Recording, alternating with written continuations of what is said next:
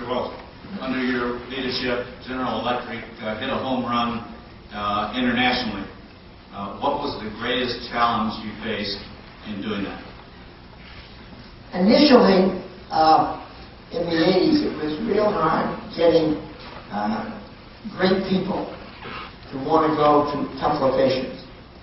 And the second thing is, once they got there, the Europeans were able to use bribery in their deals to get a tax deduction for bribery, which is an outrageous thing, but that's the way the laws were. So our people would be losing orders depending on where they were, and always come back and say, we can't get an order because of bribery. In the end, we believed, and it turned out to be true, that in the end, people will want to do big business with you because they know you're not bribing, and it'll be the good housekeeping seal of approval. And that turned out to be true in the Middle East in particular, where it was rampant with bribery in the early days. Now, it's very difficult to do any business in Nigeria and some of these places where corruption is rampant. But if you stay on course and put your best people there,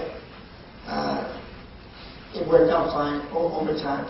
People in the end, what's interesting about corruption, people in the end, if you've got a company where bribery is legal, you don't know about your own people. Because if they're bribing somebody, you have no idea about their kickbacks from the bribe. So if the whole thing becomes corrupt, and as I talked to European CEOs, they didn't like it. They didn't even like what they had, because they couldn't tell at different levels of their own organization who was straight. It was a very difficult thing to do. So bribery is a lot more complex than it looks like, because your own organization gets corrupted as well as the organization that you're dealing with. But the biggest thing is making sure that going on foreign assignment isn't goodbye.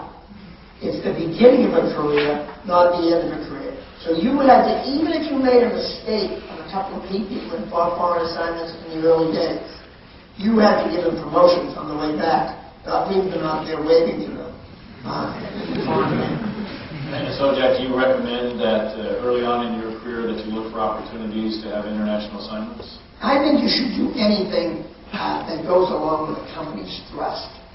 If your company is trying to globalize and participate in China as one of its key elements of success, you ought to jump on that bandwagon. If your company is adopting Six Sigma as a quality drive, you ought to take charge of one of the units doing it. You get disability. You have a chapter on what about getting promoted. One of the main ways of getting promoted is to go where the action is for the company. So if the company is expanding globally, Bruce, you ought to get there and go do it. If the company is driving a new quality initiative in a big way, get on there first. The people at Bank America who have taken on a big Six Sigma drive, the early proponents of that are getting big promotions from the bank. Including Lee McGee, who's on our board of visitors. Is that right? Questions? Yes. I was wondering, when you were growing up, who were your role models? And also, like, when you were fresh out of school, what were your short-term goals and your long-term goals? Well, my short-term goal when I got out of school was to make enough money to eat. I had no great ambitions. I just went and did a job. I did pick a job in a place where I was an entrepreneur within a big company. I was the first employee of what's called the plastics division today. It's now a several billion-dollar business, but when I was there, we had no sales. I was the first employee, if you will, and taking lab products to the marketplace. And so I was the emperor, king, anytime you want to give me, I had it for that first job, and I was trying to build a business, but I had a bank supporting me. It's much easier to do it where I was doing it than perhaps where you're doing it. On your own, which is much tougher. My role models have always been many. I go to a place and I'll see somebody that, and I'll tell you this now, don't go to a company and ever get a mentor. You don't want a mentor. Because your mentor, people are so interested in going to get a mentor. If you want a mentor, get one that shows you where the cafeteria is. Because your mentor, don't forget, can get shot in the process. Your mentor may not be any good. And all of a sudden, you're tabbed as the mentee with that mentor. You want 10 mentors. You want to have somebody that's good in human resources, can get the best out of them. Somebody better than you in finance, get the best out of them. Somebody in leadership that turns you on. Follow them, watch how they do it. You want business magazines to be your mentor. Fortune, Business Week, Forbes, you can't read them. Never miss one. It shocks me.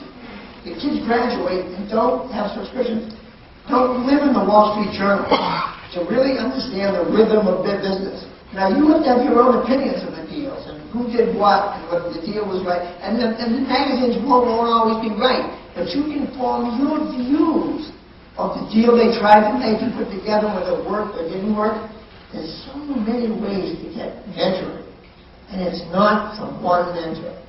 So all these programs say, if you come to our company, we'll give you a mentor. And get me out of here.